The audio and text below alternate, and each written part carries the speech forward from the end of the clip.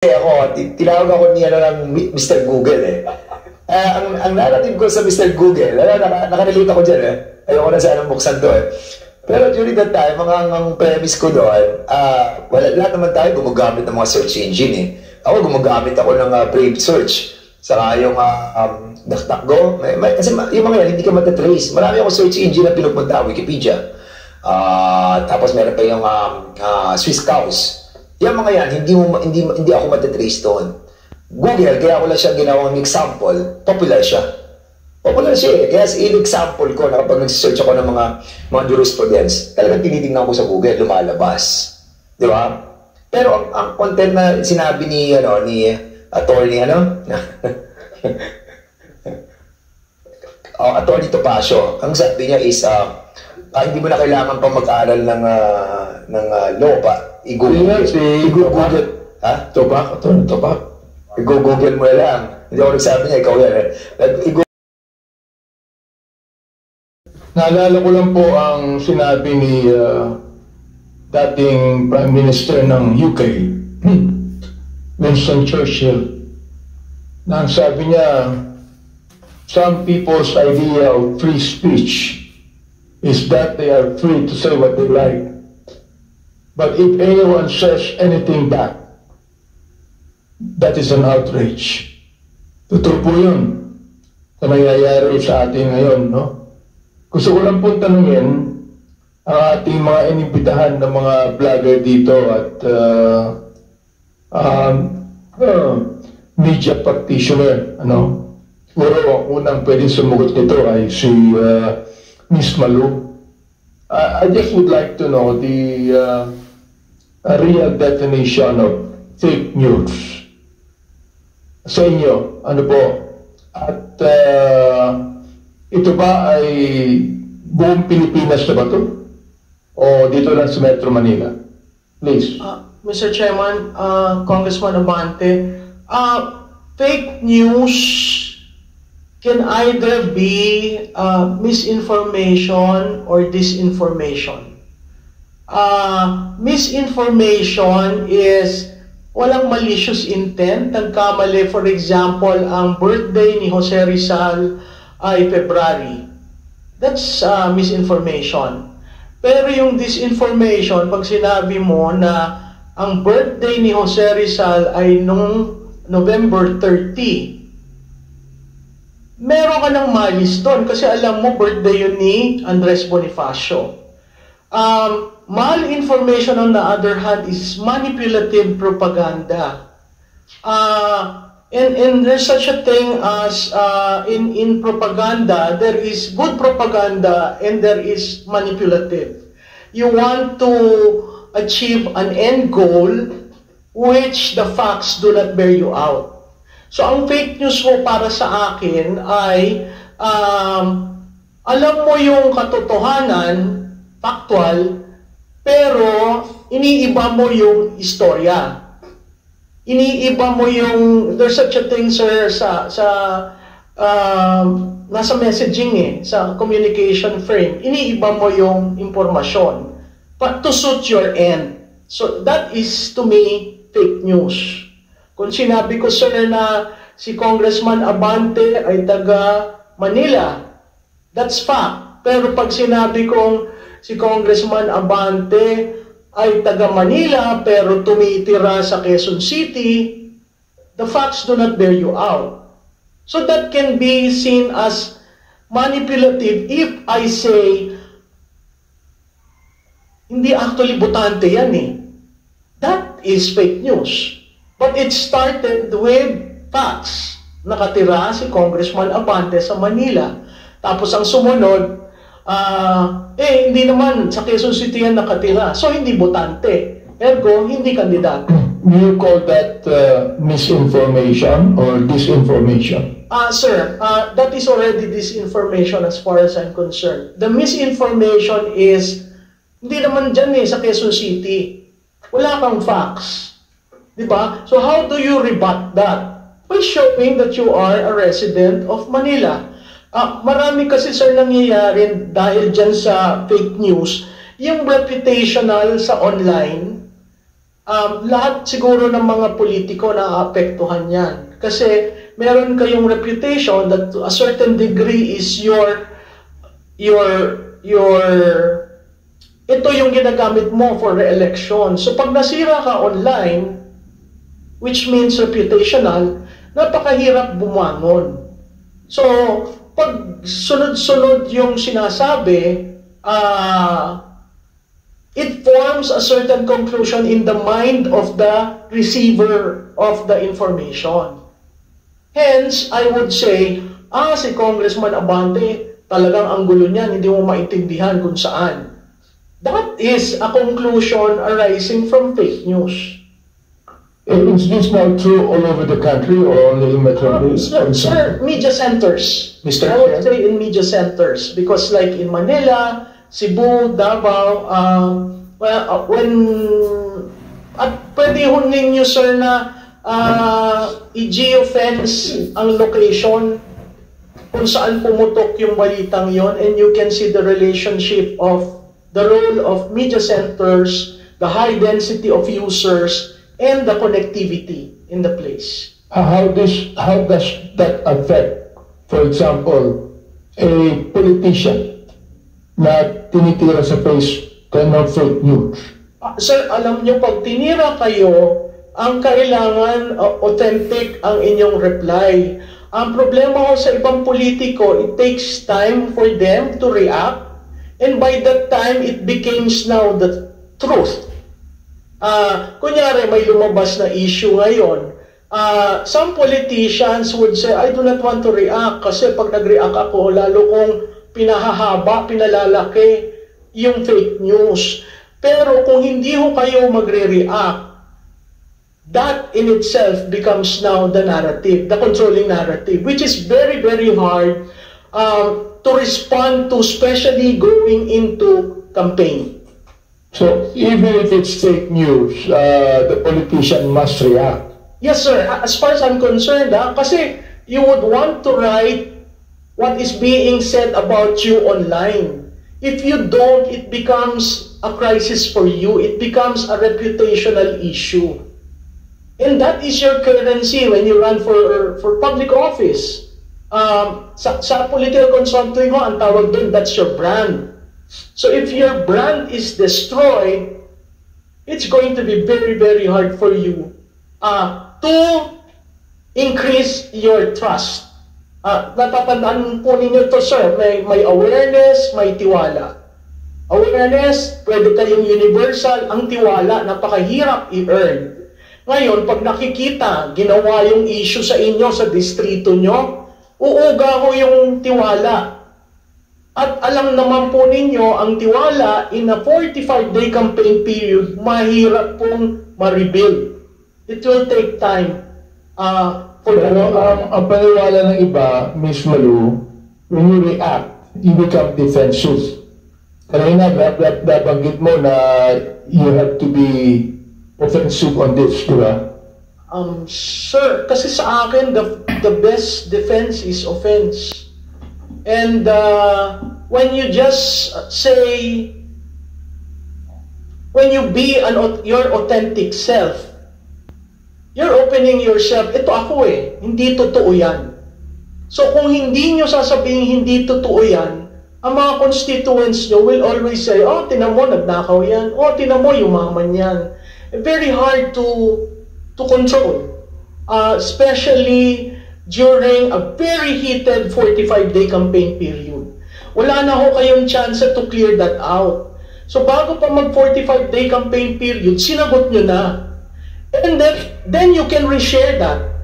Then you can, push it and make it viral. So, Mr. Chair, kailangan sa online din, kailangan gumamit. Yes, sir.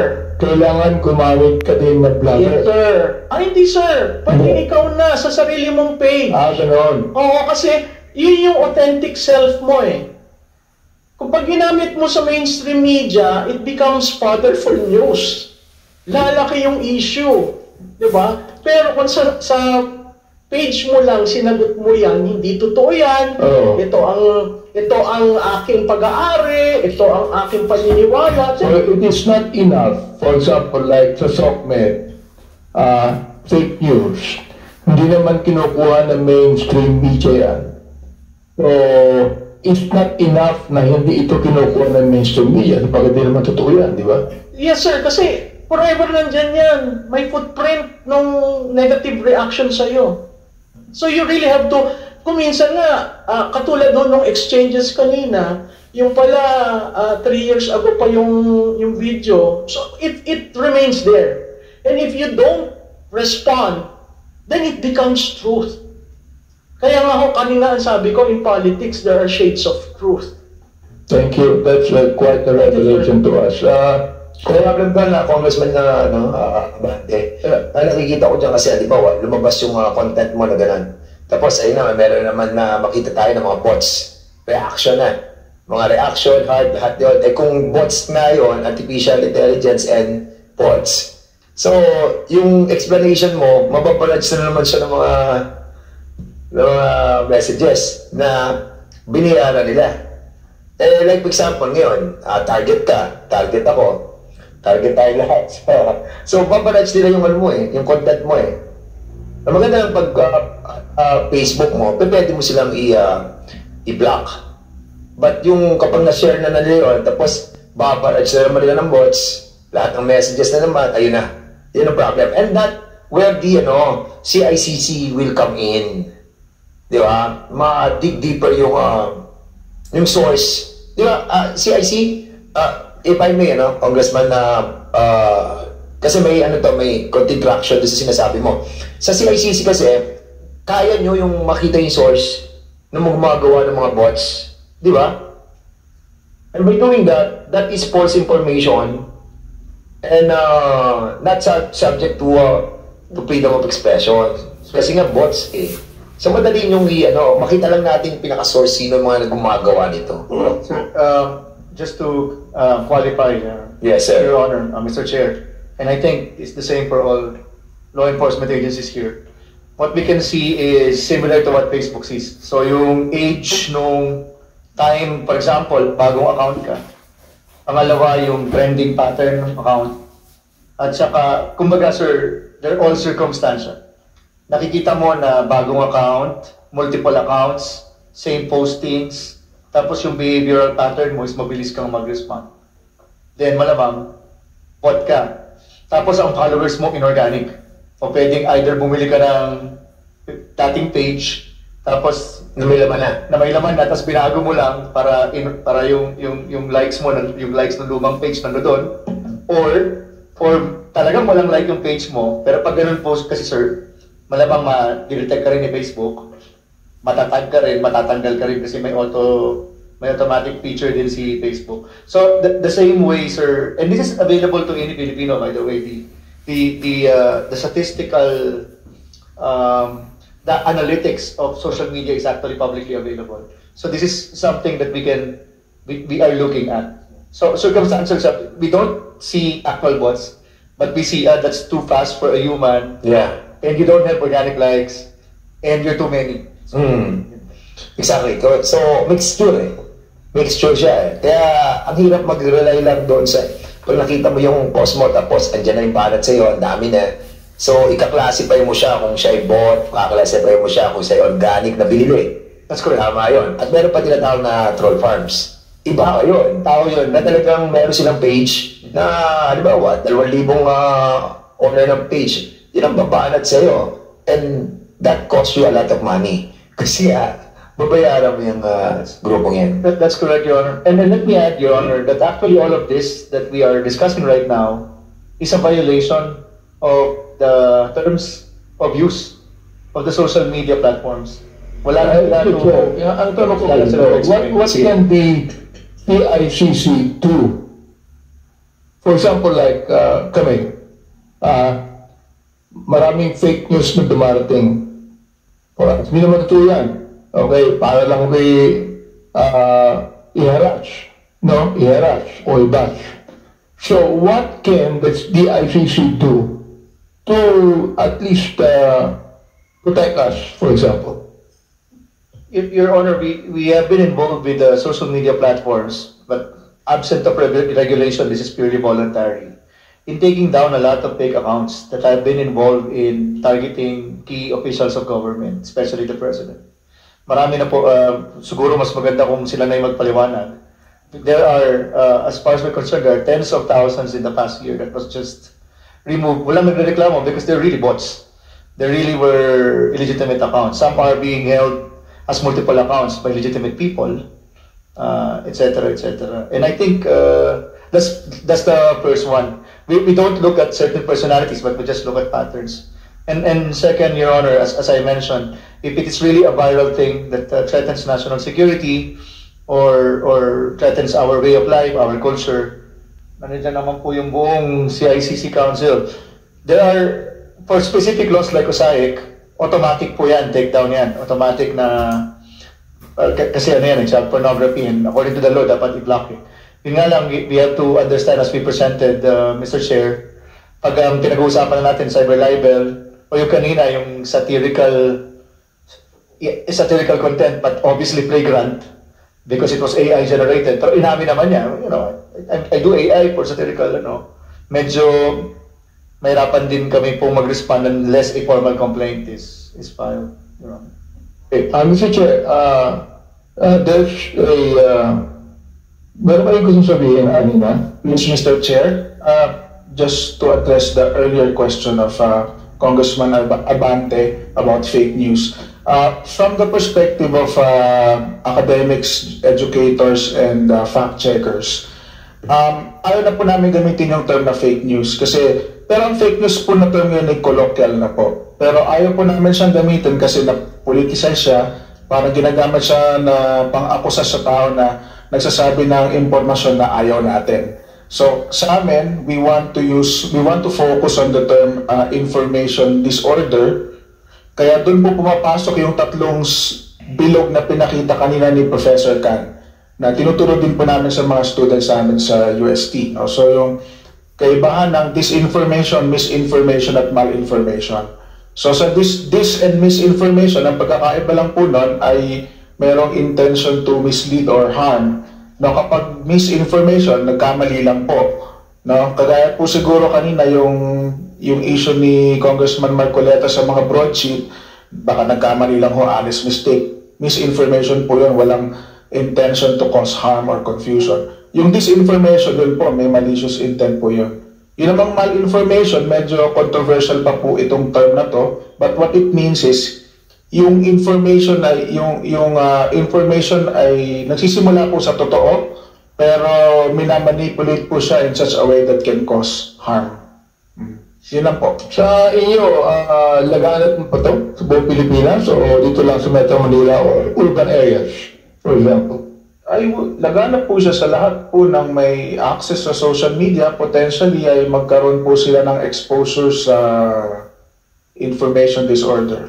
Okay, disinformation, misinformation, and malinformation. Now, itong misinformation, medyo tatanggalin mo yan sa tinatawag nating fake news, di ba? Opo, kasi wala pong masamang intention, honest mistake, no?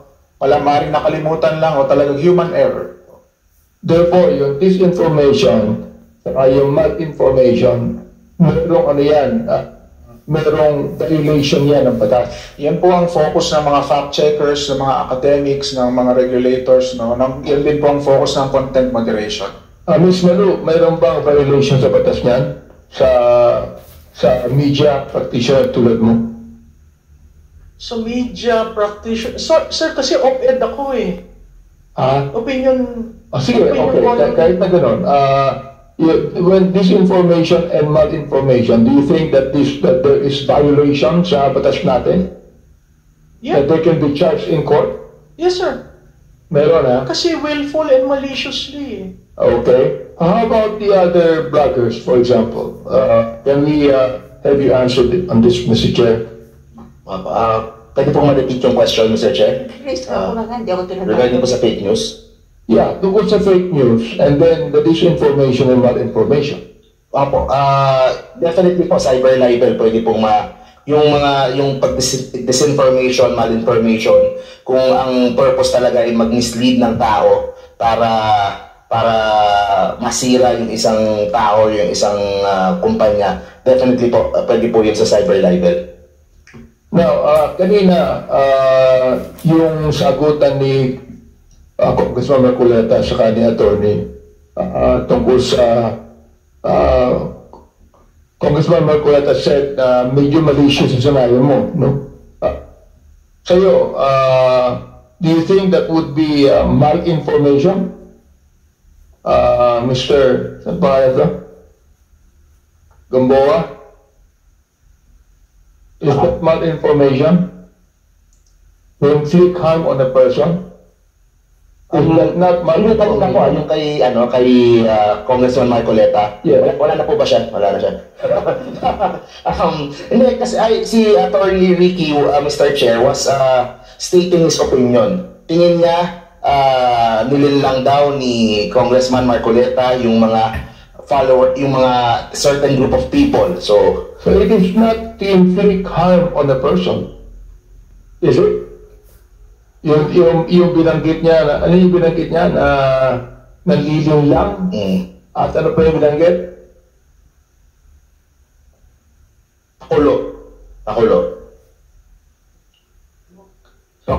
Pakulo lamang ito at ang pening lang. Naniniwala ba kayo na hindi ito malinformation where he used that to inflict harm on a person or inflict harm on a person's reputation or character? I don't think may intention si Attorney Ricky na sirain yung pagkatao directly nitong si Congressman Marcoleta. I don't think personal na. Meron siya. Opo, pero he was reacting doon sa specific moment na yun na sinasabi niya kanina. So, yun po yung, hindi ko po alam kasi siya po yung nagsabi. Pero sa tingin ko po, wala naman siyang Sige, let me ask, you're raising your hand, go ahead.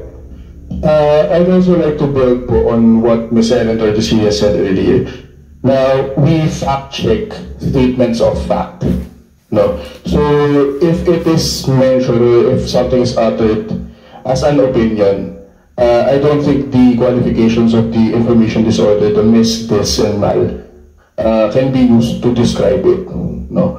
So, it must be a statement of fact for it to be fact-checked. No? And also, so what do you think of what attorney said on about Congressman Marcoleta? Do you think it's a malinformation?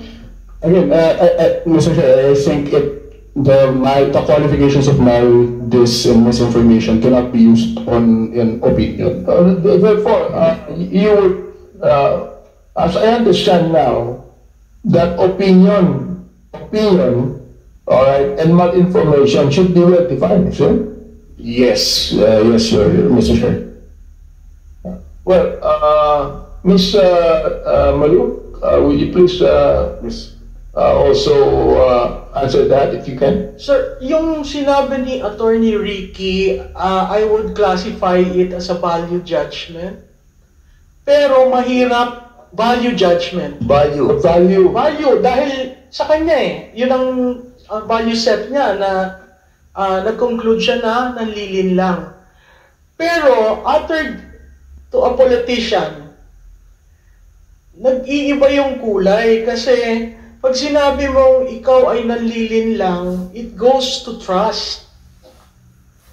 Kaya, You were saying, Ms. Malo, that we should react, Mr. Chair, no? We should react whenever there is a fake news that is blatantly being spread on us, okay? Now, is that not being on your skin? no sir. Kasi you just want to establish the facts.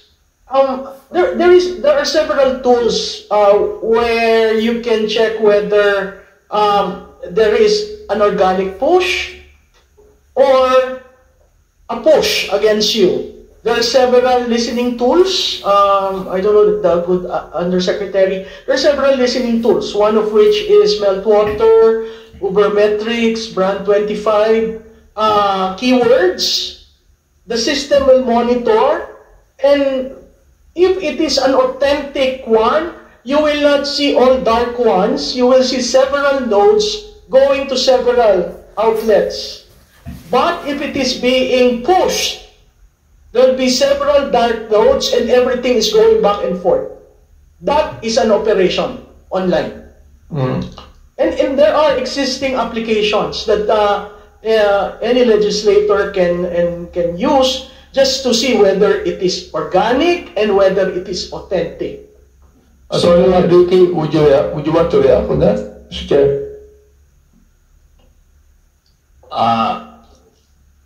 Yes, Mr. Chair, Honorable Congressman Abante. Ako po kasi never po akong nagmumura, never po akong nambabastos. Sa 9,000,000 vlogs ko, videos ko, wala po akong minura, wala po akong binastos. Pantanong ko ganito, yung dalawa vlogger kayo, di ba? So, nabanggit ko kanina, Attorney Ricky, na yung bang, may mga bayaran na vlogger, naniniwala ba kayo ron? Merong mga vlogger na bayaran. Dahil ang intention nila na sila ay magkalat ng fake news. Sapagat binayaran sila. Mr. Chair, Honorable Congressman Benny Abante, sabi ko po kanina, yung mga vloggers na maraming views, maraming engagement, malaki na po ang monetization niyan sa social media. Hindi po sila naghihintay na nagbayad. Ang isa pa nga po pala to sa gusto kong i-share sa honorable members ng committee nito, ang kailangan parusahan yung nag-co-coordinate ng mga yan. Kasi mayroong mga taong nasa likod niyan. Pero, Attorney Ricky, hindi natin nakikita yung alam o nakikita yung nasa likod yan eh. Yun na nga din. Oo, yan ang mahirap doon. Ang binatikit mo sa akin, Mr. Chair, yung imposible mangyari. Napagkat hindi namin nakikita yung nasa likod yan eh. Okay? So, ibig sabihin, yung nakikita namin, ang bibigyan namin ng ano yan. Sabi ni Ms. Malu, na dapat kami mag-react yan. Anong reaction ang dapat gawin? Dapat ba namin i-complain yan sa CICC o magdemanda kami diretso? Para malaman nila ang ginagawa nila ay masama? Mr. Chair, ako po, agree po ako sa sinabi ni Mama Lutikia. Kailangan po ninyong sagutin yung mga issues na inaano sa inyo, na nare-raise. Pero kung talaga namang malicious, talagang kasuhan niyo po, kasi yan po naman ang nasa batas natin. Kaya lang nga po, ang sinasabi ko kanina, based on jurisprudence, kaya lang pag kayo po yung nagkaso, magpuprove talaga kayo ng actual malice. Hindi tulad sa private, kasi presumed agad yung ay, hindi mahirap yung mag-prove, Mr. Chair, sapagkat may mga pictures eh. May mga pictures, may mga salita. Yun, ebidensya na yun eh. Ang problema lang yan, malaking pera na gamitin mo dyan. Yes po. Mr. Chair. At ang sabi ni Ms. Maru, hindi na kami kinakailangan gumamit pa ng, for example, or media reporter o a vlogger to attack, no? Ganun din ba ang paniwala mo dyan? Yes po, Mr. Chair. In fact, ako po, kami dito na mga nanditong vloggers, kami ang nagtatanggol sa inyo sa Quadcom. Sa kasab dito ng binuotong Tricom. Salamat po. Marami po kaming nakakalaban na mga vloggers. Actually nga, kung dumating lang sila dito, siguro nagkaharap-harap kami. Pero kami po, nasa pag-depend sa inyo. Kaya lang, dahil nga po, may mga times din na nag-comment din kami sa inyo. Halimbawa, yung tungkol sa impeachment, sabi na, ba't ang tagal nito? Parang naduwag na yung ang gagaling ng ginawang investigation sana eh. Suportado ng tao, ang taas nga ng survey in support sa Quadcom. Sabi ko, ba't ngayon parang hindi na desisyonado? So, honest opinion po yun. Yun po yung gusto namin ipakita na kami, yung vlogging na totoong expression ng opinion. Maraming salamat sa inyong suporta, no? At sana suportahan niyo pa kami. Yes po, Mr. J. Diba?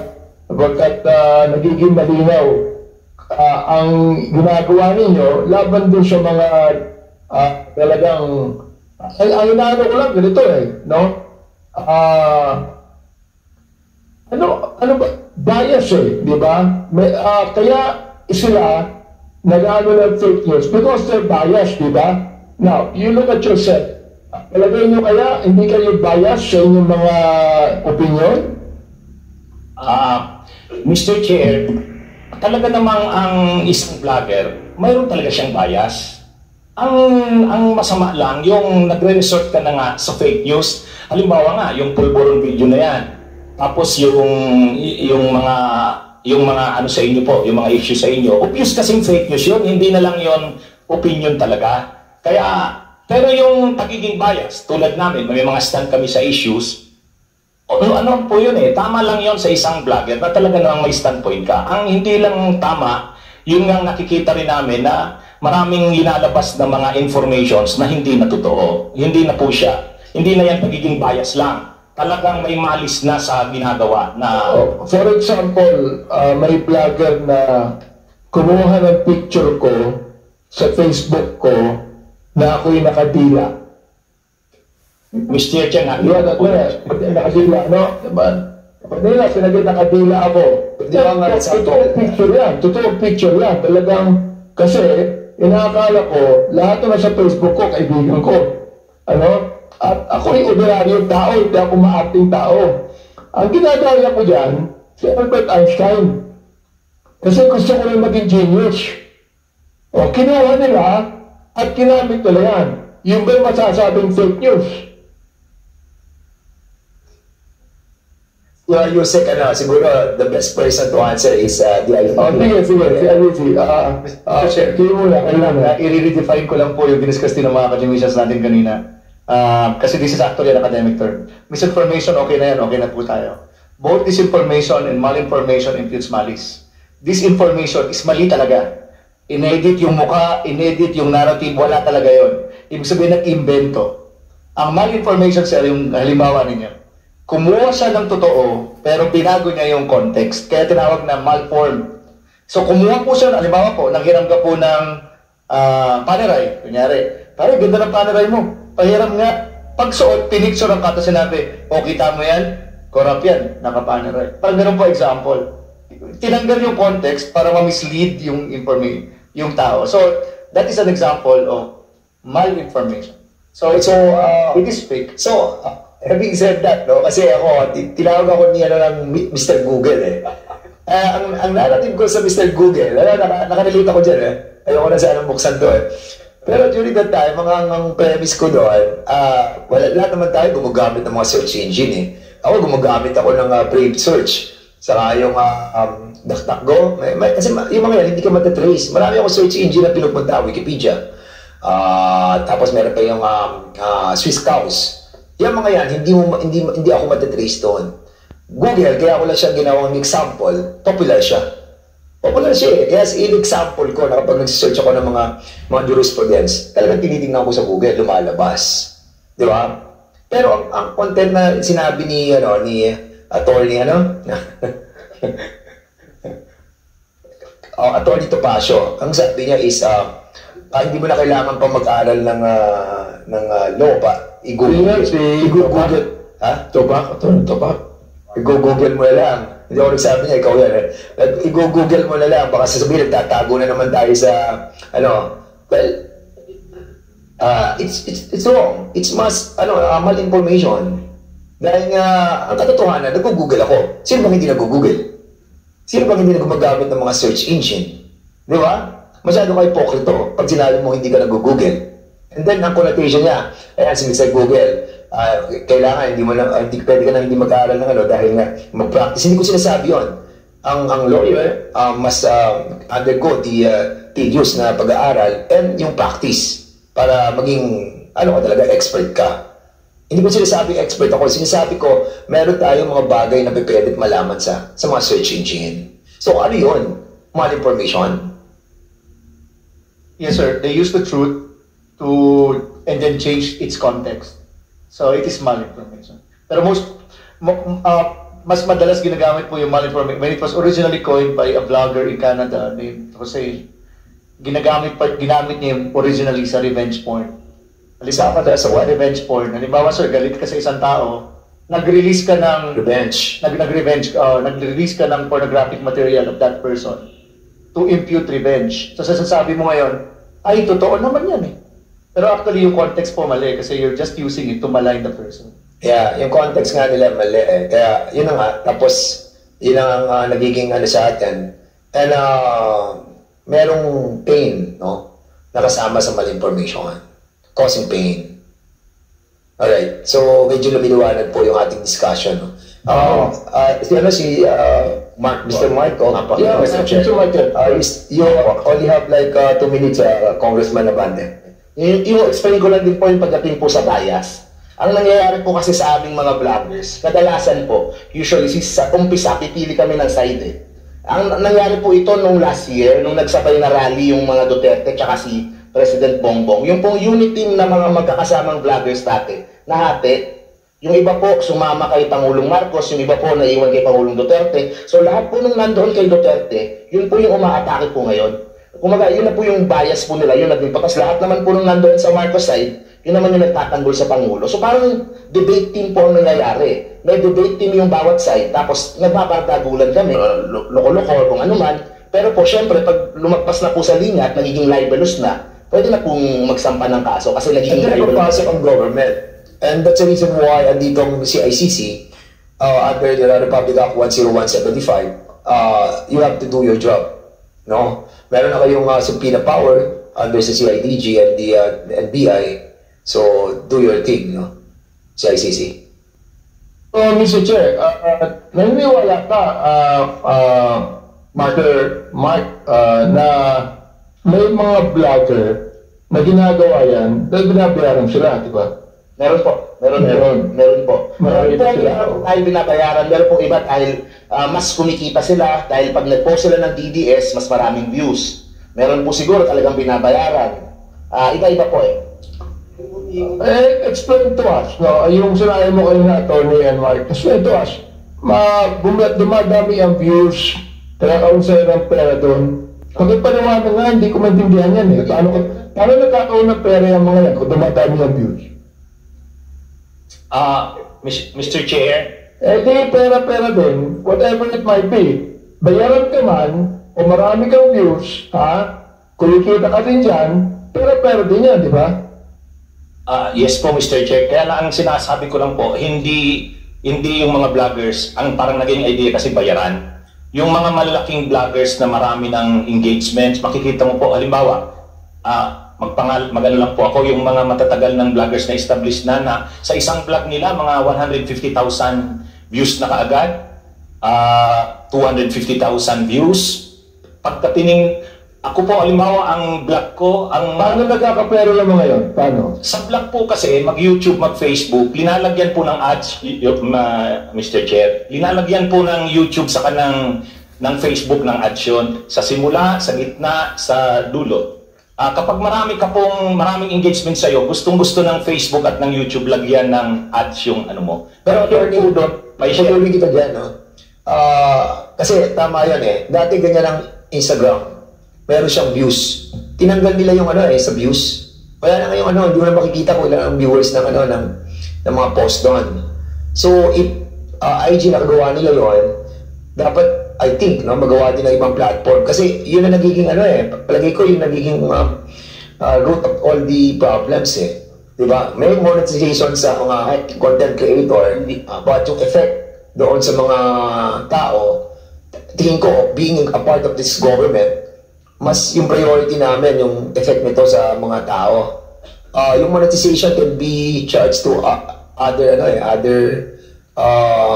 well, I think, sa iba sigurong industry. But in here, wherein itong pagtingin sa mga social platform, lahat na nakakakita kahit bata. So, nagkakaroon ng manipulation doon sa views eh. Pag nakita nila masyado ng madami, na-engage sila doon sa content na yun. Tumingin na ako, Mr. Chair, ganito. So, pag marami kang views, may mga ads na, doon kumikita. Yes po, Mr. Chair. Okay. So, therefore, yun na ang nagiging profession ng mga vloggers. Yes po, Mr. Chair. Kaya halimbawa po yung sinasabi ko, yung nagrarally doon sa shrine na sinatawag, yung supporters ni VP Sara ng Duterte, kikinsi lang silang nandun, araw-araw nandun. Pag nag-vlog sila, kaagad-agad, pag nag-vlog sila, 2,000 ang watching, 3,000. So malaki po ang monetization ng ganon. So kaya ang nangyayari, yung mga vloggers na yon, gusto nilang topic ang Duterte kasi maraming nag-ano sa kanila, nagsusupport. Kahit yung mga trolls, So they're not necessarily DDS. Ganun ba yan? DDS po. DDS po, Mr. J. DDS sila. So ibig sabihin, sila ay talagang loyal sa mga Duterte.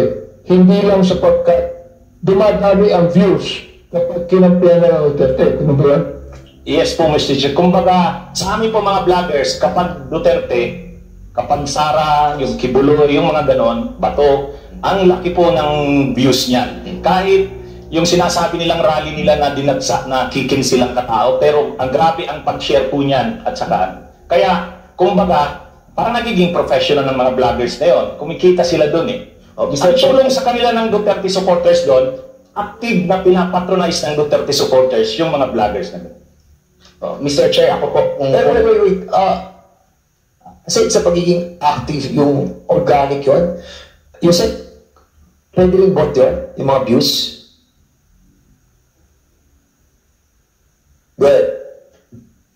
Ayan, sir. Mr. Chair, I think this must be answered by the social media platforms, but as far as our dialogues in the past that are concerned, may different monetization schemes. Yung sinasabi po kanina is for YouTube.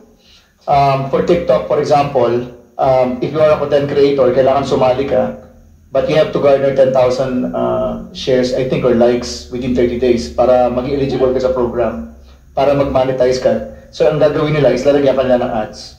And let's not talk about political bloggers, let's talk about commercial bloggers. I think it is well known that a lot of these commercial bloggers have became celebrities. One, yung isa nga po, inabol ng BIR dahil sinabi niya sa isang vlog niya rin na kumikita siya on a daily basis ng millions. So this is not all news. Ang ano lang sir is dapat ilagay mo na verified account ka at ang account mo is content creator. For example, in my case, my page is nakasulat government official. So therefore, I cannot be eligible for that particular program. So yes, meron pong monetization scheme. I have last two questions. Okay, Mr. Chair, let me go back to Ms. Maluno. Nabanggit mo kanina na may epekto, for example, sa mga tumatakbo sa eleksyon, yung fake news ng mga vloggers, especially kung hindi sinasagot. Now, I'd like to find out sa anong level, for example, like, mas may epekto ba ito sa mga senior citizen o mas may epekto ito sa mga kabataan? Mr. Chair, Iba yung pinag-aralan nyo rin. Congressman Abante, that is known as segmentation and targeting. You segment the populations, you are able to target which among them you would want to convert. But conversion is not online. Marami pong nagsasabi, pag marami akong followers, I will win. I would like to disavow that paniniwala because followers are not voters. So you may have 500,000 followers, but actually 10,000 voters. So why will you invest on something na you are not directly talking to voters? So, yun sir, tanong mo, kailangan... So katulad din yan ng sa pag-survey yung awareness. Yes sir. Sa tayong Trust. trust, okay? So you segment, there is senior citizens. Senior citizens are hardcore voters. They will not change. The only one that changes are the new blood. Your 18 to 25, ang issue niyan kinabukasan. Yung 26 to 35, trabaho. Yung 36 to pataas, pabahay or health. So kakaiba ang mga issues niyan. So pag sinegment mo yung population mo ng voters, so meron kang resulta ng election mo before. You segment that by barangay. You segment that by, may connectivity ba ako doon? Sino ang sasagutin ko using that data? Okay, Miss Malu, what if, for example, ito kalaban mo to, opponent, political opponent mo yan, no? What, for example, ginamit niya yung fake news na sinabi ng blogger, ginamit niya at yun ang sinabi niya paninira sa candidate. Is he liable also, like the blogger? Mr. Chairman, that's why I kept saying, please respond to attacks immediately so that it does not become your narrative. Napakahirap pong habulin yaang kaguluhan sa online, lalo na eleksyon. So ako ho, ang suggestion ko, maaga pa, kinorek nyo na so that hindi siya ang issue sa 45-day campaign period. Sana may comment tayo to Mr. Chair. Pero anyway, as ICC, no, I'd like to ask si ICC, for example, like, ito, yung katanong ko kay Ms. Malu kanina, na yung opponent mo sa politiko, for example, ginamit yung fake news ng blogger laban sa'yo. Is he liable?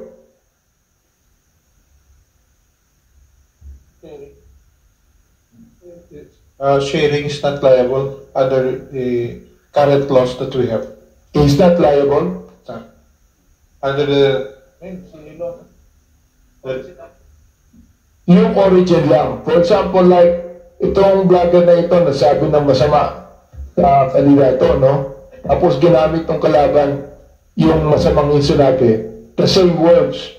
So yung political point is not liable. basta shared content ay hindi siya illegal at this point. Sir, if I may help, sir, as a general rule, sharing is not. That's why we compared yung batas natin sa POMA law of Singapore, where sharing, kapag katinag na siya as small information or disinformation, itag na siya, hindi mo siya pwedeng i-share without the proper context. Pwede mo i-share, pero lalagay mo yung response. That's the Singapore method. Pero sa atin, sir, pag sinare, kailangan po talagang hanapin yung original poster. Yeah, thank you, Mr. Chair. Yun lang.